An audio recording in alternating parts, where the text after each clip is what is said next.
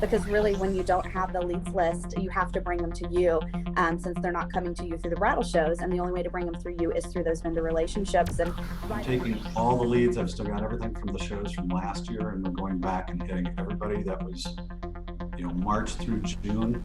Be hitting them with a zip whip or a MailChimp. In Denver County,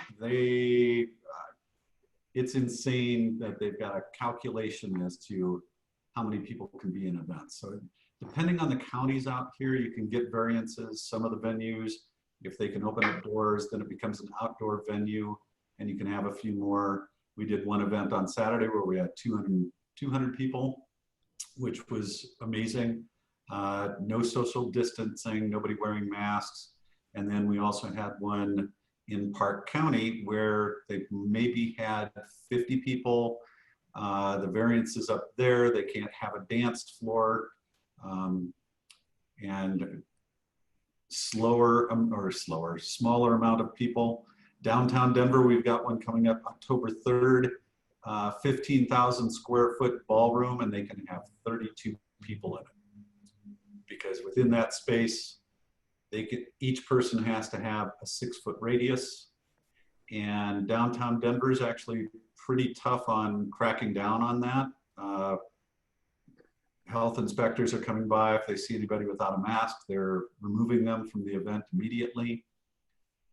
So in Denver and Colorado, it is pretty much by county and what kind of variances you can have within that county. So Denver itself is just amazing. That I was just getting a call from the Grand Hyatt that has the 32 people, and I'm leaving a message for them to find out, can we try and get people up dancing? Because in the other areas, we're telling them, oh, if you want to dance around your tables or your chairs, that's great. But other than that, the landscape has changed dramatically for the DJ portion. That's for sure. Mm. Terrie, your area is a little bit different. Like, so, I mean, you have population centers, but I mean, you have major metropolitan, centers where like Denver or Minneapolis here. Is it different in those areas in southern Missouri and northwest Arkansas? Yeah, so we really, to be honest, a lot of my friends and family that travel down here are like, I don't think you guys know that there's a virus or that there's a pandemic. We do have a limit of 50% capacity, but a lot of our venues have barns or outdoor spaces. And so the governor didn't really set those restrictions, and really here's how you calculate it. So nobody cares about those numbers. I was just at a wedding this past weekend personally, and we had over 250 people, and the city has a mask ordinance, but when you're eating or drinking or sitting down for dinner, you don't have to wear a mask. And so I was really surprised at this wedding that I attended personally, because it was 2 medical professionals. So a lot of medical professionals in the room, and nobody was wearing a mask. So we do have those ordinances. When they first put that ordinance in place inside Springfield city limits, and then Branson city limits, those are the only ones. Our cities are the only ones doing anything. Our counties don't care, and our states don't care. But when they first put the limits on in Springfield, we did a wedding that very first weekend, and the cops actually showed up to the event and said, if you don't put on your masks, we're going to cancel, we're going to close this event down. And nobody put on their masks, and nobody came back. So really, it's not being enforced. The police officer said that they would enforce it. The sheriff department said he wouldn't. So we're a very conservative crowd, very Republican down here in this area. We want to do things our way, and that's kind of the thought down here is we take care of ourselves, and you worry about yourself. And if you want to wear a mask, go ahead. And we don't want to. But we've been real fortunate. We've been dancing the whole time. No restrictions on dancing or dance floors. They recommend a 6-foot social distancing. But our October is still sold out like it was last year. So obviously we're down probably about 20-30 weddings overall for October, and we've had some reschedules, but October looks like business as usual for us. Marc, I think your area has kind of is very similar to ours, where it was kind of locked down for quite a while. Terrie, did your area actually lock down? We did. We were shut down from March 13th to about May 20th. That was our first wedding. So we totally Wow. shut down our offices and everything. But then we started with micro weddings. They started with a 50 capacity, and then they came up with that 50% of occupancy calculation. And that's when it just kind of blew out of the waters. People are like, well, we're going to calculate our outdoor space. So we had a few limits. So June was a little slower with weddings because of limiting capacity. And then people were worried about traveling, so we still had a little bit of worry there, but not much. We jumped in July, we were back in full swing. So. Wow. I'd kill for that. Yeah. We've got the same kind of capacity. Like with our governor, it's 50% capacity or 50 people. So it's basically Oh, wow. why they don't just say it's just 50 people. Mm-hmm. That's amazing. I mean, we were shut down from the 16th, and I think our first wedding, although it was under the wire or under, the venue was like, take all the pictures you want, but don't post anything on social media because nobody knows it's happening. And that was June. Mm-hmm. And we've currently moved 185 clients from this year to next year. And that's about 239 services. I would kill to be back to normal in October. Yeah, we're fairly normal now, I guess. We're about 30% down or so. I'm not sure what the other members on here are doing, but I've had conversations with a lot of you. Some it's better, some it's not, it's good. Something I'm kind of hearing between the both of you though, and something that we're seeing up here too, is that the rules are kind of like, we're still not sure. We have guidelines and we're trying to work with those guidelines. But all the events are kind of different and all over the place. So in certain areas, it seems like being able to take your own precautions and protect your own self and your own employees is become very, very important as far as what you can control. So Terrie, going to you, is there anything that you guys have done as far as COVID precautions with your team that you think might be better than others as far as preparedness? We stocked up on Clorox wipes. We're one of those people who wiped them out. Well, we have them so we're very diligent with our photo booth, more than we probably would have been before. We're doing we're not passing mics, we're putting them on a mic stands for any toasts or blessings. And then we're really just kind of watching the clients and mirroring the clients. So if they're wearing their masks and they're taking this seriously, then we're going to, make the announcements. Don't forget that 6-foot social distancing. So really, we're just kind of watching our clients to see what are they doing, and then we're mimicking them and making sure they feel comfortable, because that's our most important piece, is making sure people feel comfortable celebrating. So but not anything revolutionary, aside from probably being more clean, more sanitary than we were before. Marc, anything revolutionary? I was going to say about the same thing that Terrie's doing. We're not doing props unless we do spray them down if they want them, having them sign a waiver on it. And then the other thing I've been passing out an idea with, we saw it at a wedding a while ago where they had green, yellow, and red wristbands and a little sign that said, if it's green, I'm good for high fives and hugs. Yellow is, I'm taking precautions, and then red is stepped up back is one that works really well. And then I am telling the staff to, because again, variances on every level all the way around the state, just stay with the mask mandate when you're walking around talking to clients. Whether you want to do it or not, just keep it safe. That's the biggest thing that we're sticking with. Are there any quirks or like workarounds, with the COVID restrictions that you guys have been creative with the services you guys offer? Anyone can take that. The workarounds that I've got is I'm contacting like the Grand Hyatt, because they're pretty strict on the ordinance for the city and county of Denver about no dancing. So we're trying to get the crowd per in there, but I'm leaving a message to see, well, if these people get up and start dancing, you're just going to come over and shut it down.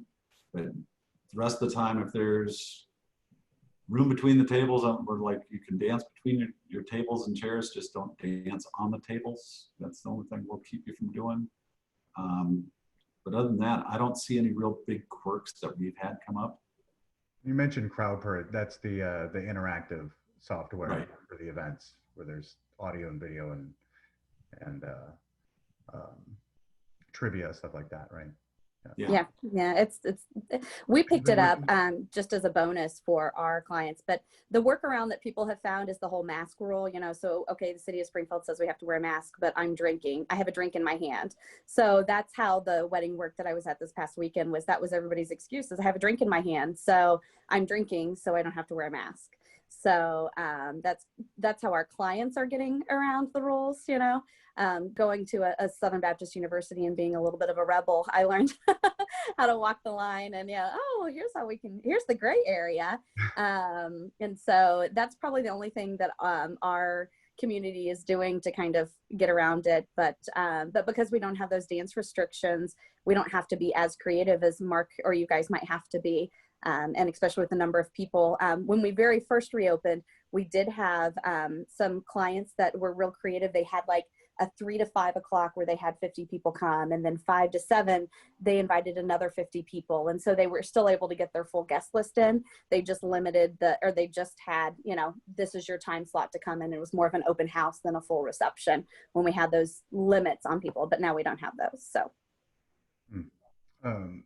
Terrie, I got a question for you, and Marc, please chime in. But this is going to, because I know that you work on some wedding shows, right? Mm-hmm. And Yep. Bridal fairs up here are very iffy right now. I mean, Mm-hmm. we typically have 3 or 4 in the fall. We have one, you know, that is going on, I think, this weekend. A lot of us vendors are going to have quite a few less leads in that we're used to getting in the bridal show market and everything. Have you kind of thought of anything like marketing wise that you're doing differently for the coming year? Just kind of knowing that a lot of the leads that you would typically get through a bridal show season may not be there. We had one bridal show in August, and it was about 30% attendance. So maybe about 100 brides came through, if that. And then vendor participation was really down too. So there wasn't much there. And that's how we get through our August, just through those bridal show leads. January and August are our bridal show months around here. The other shows were shut down, so we only had one. So the key thing for us is networking, staying in front of vendors. How can we be creative?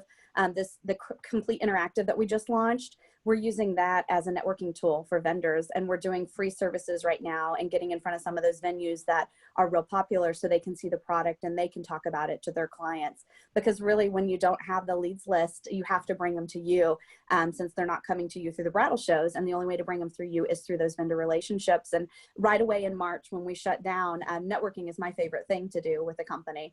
And so our company with Complete as a franchise had the venue site, a wedding venue site, a website. And so immediately I reached out to venues and started building that Springfield wedding venue site. So it was a great way to reach out to venues, check in with them, say, hey, how are you guys doing?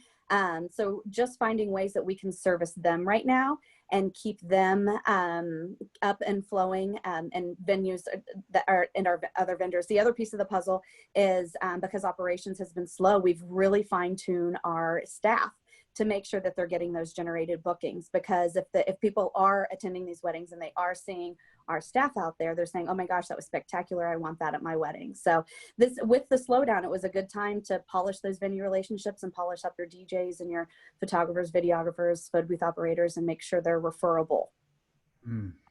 Marc, do you have anything to add to that? That's a very big key, is making sure you're out networking like crazy with your vendors and the venues. Because same here, we usually do 3 or 4 in September, and there's nothing. I mean, the main one that draws probably 800 brides from around the whole Front Range at the Denver Convention Center. The convention center is still set up as a COVID hospital through the end of the year.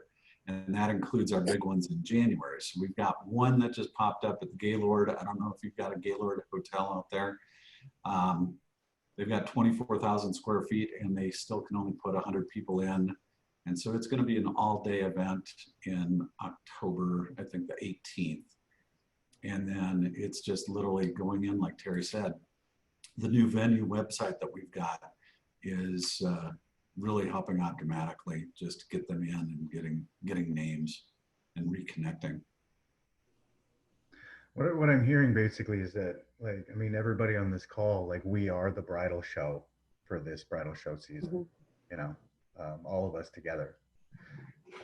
So it's just, yeah, I think it is going to be more important than ever that we build these relationships with each other and really work together to pass that business and work together with those clients. And that's, yeah, word of mouth. I mean, we don't have anything where there's going to be a big line of brides getting married. So, you know. And Matt, one of the other things, I don't know about anybody else, but when you get those leads from the bridal shows, you know, I tend to, you know, I cull through them for this year, next year.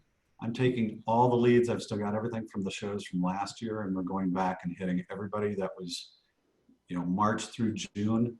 We're hitting them with a TCWEP or a MailChimp to say, have you redone or removed your wedding? We've had multiple brides that have moved over 3 times so far. And then also hitting everything from, you know, late 21 to 22 that are on those lists. Where before you'd look at it and go, geez, they're 2 years out. I'm going to wait a little while to get on them. I think we do these things looking for a nugget of information that we can take back. And I think you said something that is pretty powerful there. That can be very powerful. So cool. So using your glass ball, what do you think that the 2021 season is going to look like? What do you think? Without being political? Yeah. No, please That's no. the hardest piece. That's one thing I can't wait for after November that to be done, but maybe it won't be, I guess. But yeah, I mean, more for the industry, you know, and what events are going to look like. And I guess maybe November has something to do with that. But you know, as far as a return to normalcy, a continuation of these policies and guidelines, what are you kind of predicting? What I'm seeing here is people are already tired of COVID. We're just like, okay, we're just going to go back. And while we're still wearing our masks at Walmart because they require it or whatever locations, people are really just wanting to get back to normal. And so I feel, and looking at our numbers for 2021, it's going to be our best year ever, which I'm really excited about. And I think by the time, you know, wedding season picks back up again in March, that it's going to have been a whole year, 12 months for us. And people are going to, this is our new normal. So let's get back to it. We're going to keep having weddings. We might still have the social distance and the mask requirements, or people at least observing those, even if they're not ordinances. But I think that people are tired of it altogether and they want to get back to living life. And I think that at this point, even 6 months into it, we're done. We're over it. And I think 2021 is going to be a great year. Already on the books, these brides are ready to get married. Those, especially those that have postponed, are definitely ready to make this happen again. So I'm very optimistic about 2021. Any predictions, Marc? I'm with Terrie. I think a lot of people are extremely sick of it. And the only thing is again, state by state, what the mandates are, which is really crazy. It'd be nice to get something a little consistent across the board. But out here, yeah, Terrie, next year is going to be unbelievable. But the thing that's sad is half of what we're doing for next year should have been this year. That's what's, you know, it's going to take probably for me, 2 years before we're back to where we were monetarily. I mean, every one of us that's on here that's moved everybody from this year to next year, it's like that money should have been in my account this year, and now I'm having to work twice as hard to just get where we should have been budgetarily from this year to next year. I've heard that from a few people when talking about postponements and saying that, oh, well, it's good that you didn't lose the money, and you did lose the money. You know? Yeah, we still have to creatively cash flow. Limited availability, and you're taking spots. So we have to work less hard to book the rest of the dates up, you know, and we can have a pretty good year. I really love what you said, Marc, too, about because all of these events had to postpone through that time period. There's a ton of marketing we all did last year to these clients, and we have that contact information. Maybe we've unbooked them and moved on, but not every vendor was really nice to their clients and let them do these kinds of things and postpone and move and and that sort of thing. So it's I can see that it's probably worth a shot, going out and marketing to some of those older leads and just saying, hey, you got everything, we want to make sure you're taken care of, and did you get Because I married? mean, on our end, what's nice with Terry, with Matt, and myself is having multiple DJs versus all the single operators that are out there that have had to move their 30 events for the whole year to next year, and now they're booked up. So we're trying to hit everybody a couple of times. No, we're good on DJ, but my photographer can't make it, or whatever it is. Just something that you can try and get a little bit more. And then anybody that's on the call that is, within this group, you've got so many good friends that if you're booked, it's nice that you've got this network that you can pass it on to another photographer, another videographer, another florist. You guys have talked about kind of DJ and photo booth quite a bit too. I'm actually interested in kind of the mask and the distancing and what's going on with your photographers and videographers. How are they dealing with the distancing issues and having to get close and not get close in certain? Well, I've got one that is literally she's at risk. She was supposed to do an event, and she's like had 2 weddings previous, and nobody was wearing masks, and she was, I mean, freaking out.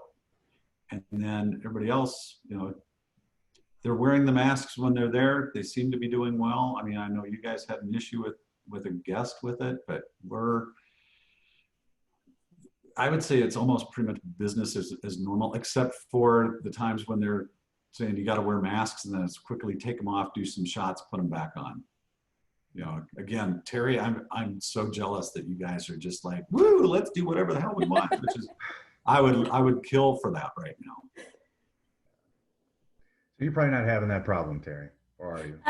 We have had some staff that we've lost just overall, and more that have just been put kind of on hold because of the virus. And so we definitely have lost some team members because of that, because they know that nobody's behaving.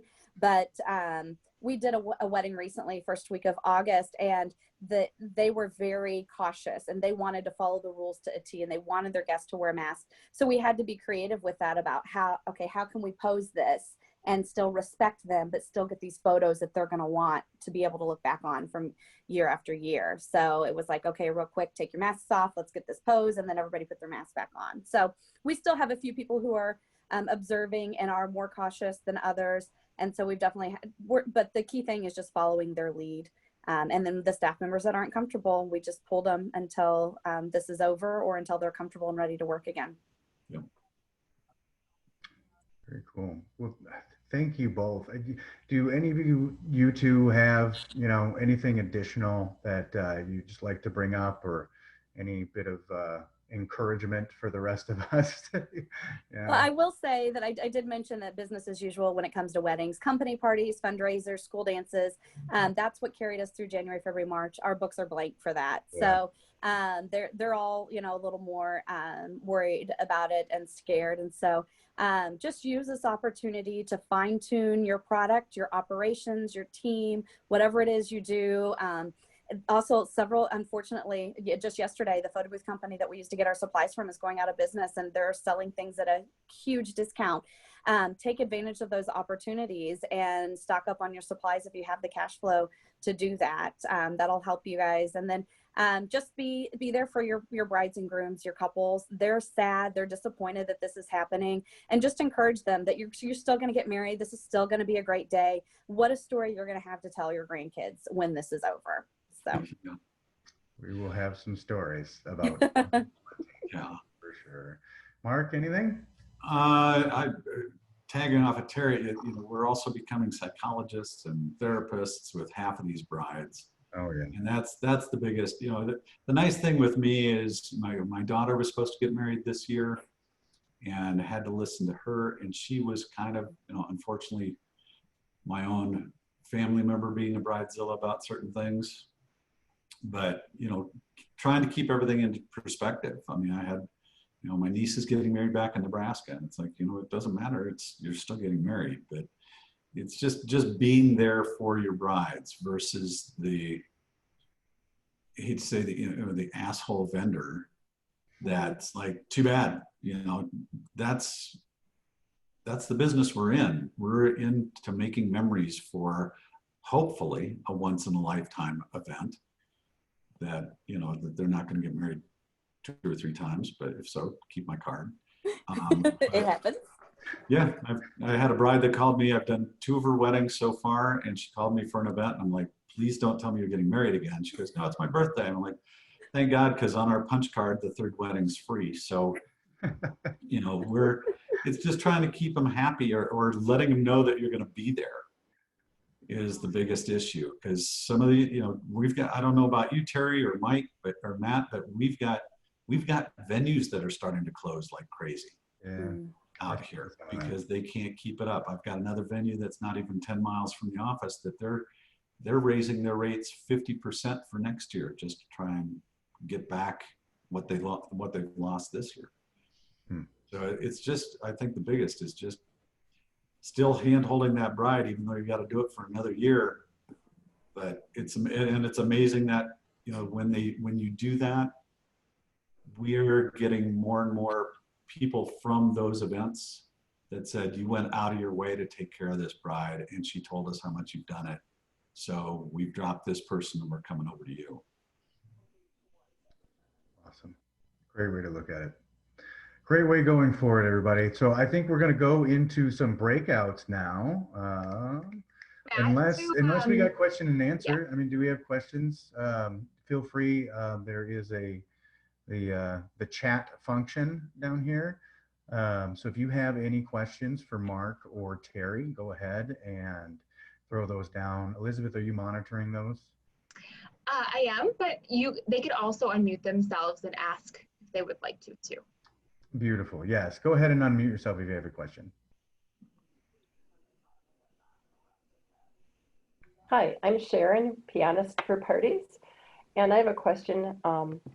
Is there a way to respectfully try to find out from your client how well they're setting the tone for respecting the safety rules? I mean, I've been playing for some ceremonies, which I've been able to control the situation, but I've got a reception, cocktails and dinner coming up in October, and I haven't directly confronted my bride to find out, how much her guests are going to be staying respectful, and I don't want people coming up with their drinks and chatting at me and shouting requests and stuff. So I kind of, I'm concerned about my health, and I don't want people flaunting the rules. So is there any way to kind of approach your client and find out where they're at with that?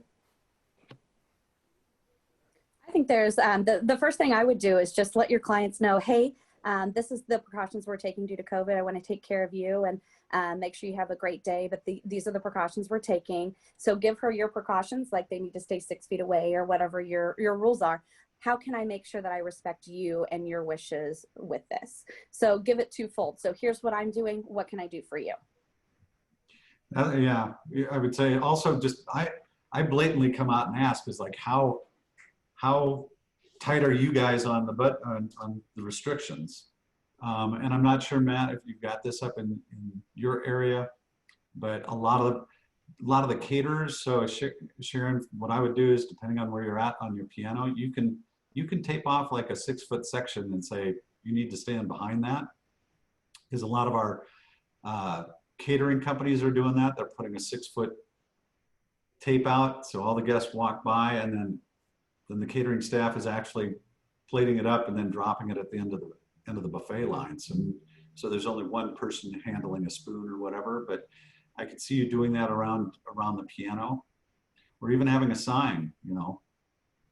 That's what some of our DJs are doing. We do have like a sign that they can put up that just is very nice and says, hey, we're trying to be respectful, of COVID, and please, when approaching, try to distance 6 feet, or wear a mask when approaching the DJ. Yeah.